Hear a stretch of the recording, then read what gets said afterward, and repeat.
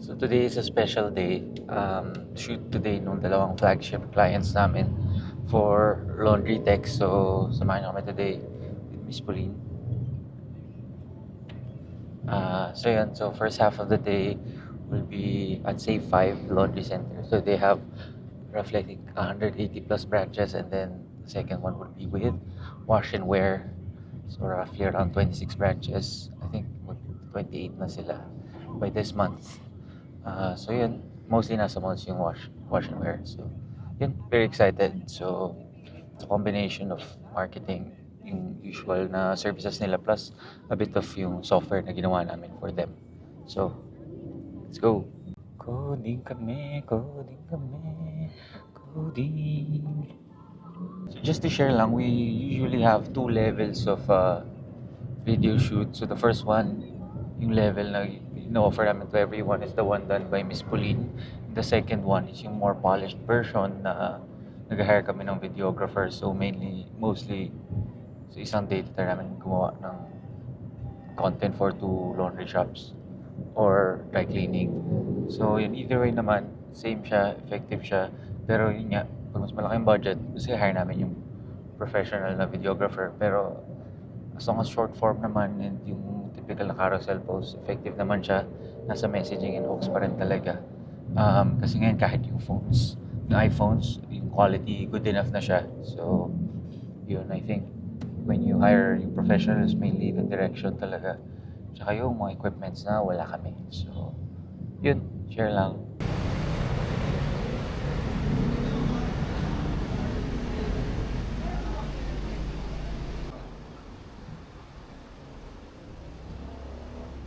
Kaya wag ka lang punas. Tingin ka sa pinupunasan.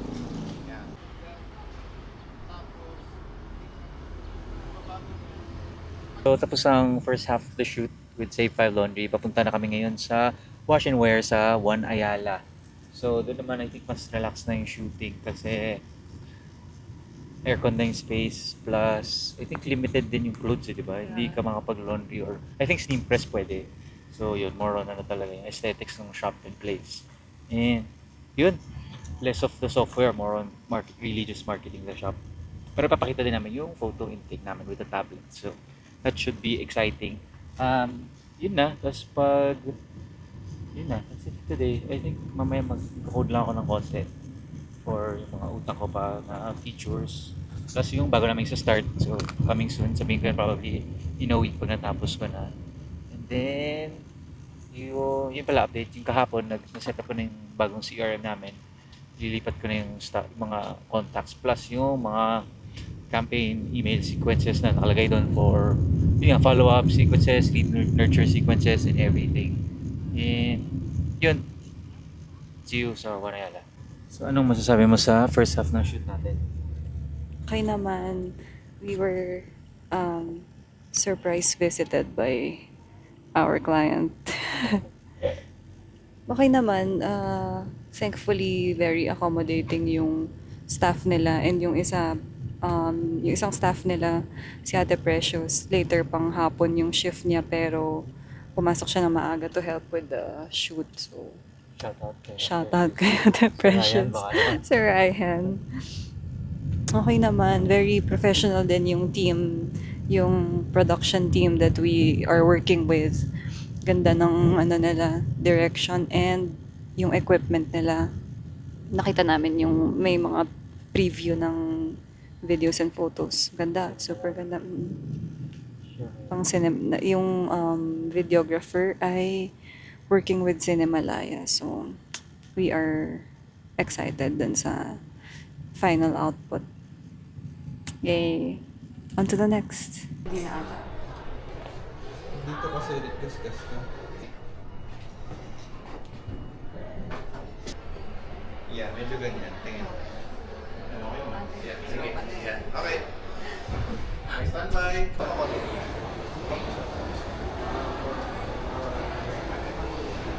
Ate, one step back ka muna. Matras ka muna. Saka ka kababa. And action! So pauwi na kami guys. Hindi ako naka-mic. Pero yun na yun. Mamaya sa Honda brief summary tayo. Pero straightforward eh. Tedious talaga yung mga shoots. Kaya okay, may organize ako, hindi ako organized. So, okay din na nag-hire kami nung actual na professionals. Kasi yun, actually yung level of equipment din nila, grabe, wala kaming masabi. Yung isa dun sa nag-shoot, nag-Cinemalaya na pala. Binibiro lang ni Pauline kanina na, ay wow, yung camera pang Cinemalaya. Totoo pala, naging cameraman na siya sa Cinemalaya. So yun na lang, nakakatawa lang.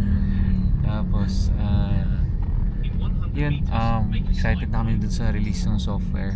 Kasi, kaya pinaki-demo din namin dun sa tao nung dry cleaning shop na pinuntahan namin yung software. Tapos parang, yun, parang na-excite din siya kasi, yun nga, bawas sa sulat. Yung paglagay ng mga issues ng garment, madali ilagay, hindi siya yung parang dun banda, dito sa ano banda, diba? Hindi naman coordinate sa ata malalagay. So ayun, hopefully eventually matanggal natin yung papel nila, pero medyo tricky din kasi yung job order form nila yung parang may 3 copies, isa mapupunta sa customer, tapos 2 pupunta dun sa damit nakalagay. Once dumating sa planta, yung isang papel dun sa wash and wear na, so ganun yung tracking nila. So yun, usapan natin.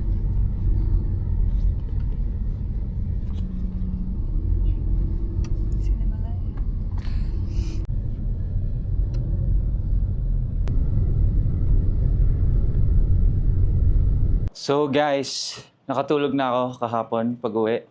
Kumain na lang, tapos wala na, hindi na ako masyado naka-work.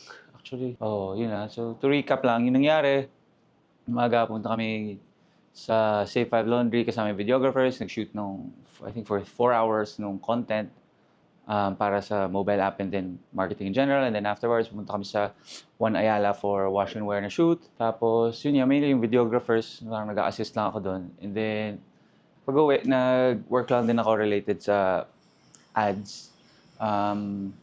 Pag-check ng budget, yung pag-strategize. So just to share, whenever we start with a new client, yung pag-start namin with ads is like this. First month, maraming creative. So yun nga, sa mga nag-run ng ads sa Meta, important na maraming ka ng creatives na nire-release kasi mabilis mag-stale. So ang nangyayari, pag first month with a new customer, so, tanongin mo na yung objective, and then from there, mag-workout kami dun sa creatives. Dun sa creatives naman, gagawa kami ng 5 angles, and for each angle, may 5 variants. So usually, abot ka ng 25 na testing na ads. So iwalay mo na siya per ad set, 5 dun sa angles. And then after a month, i-analyze mo kung ano yung top 2 or 3 maybe, pero usually may top 2 na parang glaring na gumagana. Pupunta ka sa next month, tapos yung 70% ng ads mo ay small, very, very small tweaks no top 2. Tapos, kasi minsan yun, parang increase mo yung font ng konti, i-change mo yung color from black to gray, something like that. Tapos yung next 20% ay major changes nung ad. So for example, itong headline na to, iti-tweak ko ng sobra yung background or yung headline. As in, magta-try ako ng iba. So yun yung next 20%, major changes dun sa gumagana. Tapos yung last 10% ay completely from scratch. So, ito yung mga experiments or hunches ng mga marketing team nyo or nung graphic designer nyo or nung boss nyo or whatever or kung sino man. So, yun yung lagi. So, nangyayari, nakikip niya na main yung mga nag-work pa rin na yung bulk ng budget mo ay nandun pa rin sa mga proven na gumagana, tapos meron ka pa rin 10% for yun nga, testing experiments. So, yun, ganun yung usually pag-split ng ad budget pag may bago. So, yun lang. Yun lang kasimple. Ang mangyayari, tedious lang talaga siya. Marami siyang amount of work. So yun, marami kang pwede ma-automate, pero yung pag-analyze, mas okay ikaw pa rin kasi pag malalaking data set na pinapasa mo sa AI, mabilis mapuno yung context window nila. So, anong nangyayari, most of the time nag-hallucinate sila. So, yun, share lang. So, ngayon, today is another day. Mag-gym kami. Today is like day. Yun na, ito na end of video. Thank you for watching. Like and subscribe. Yun na, gym na.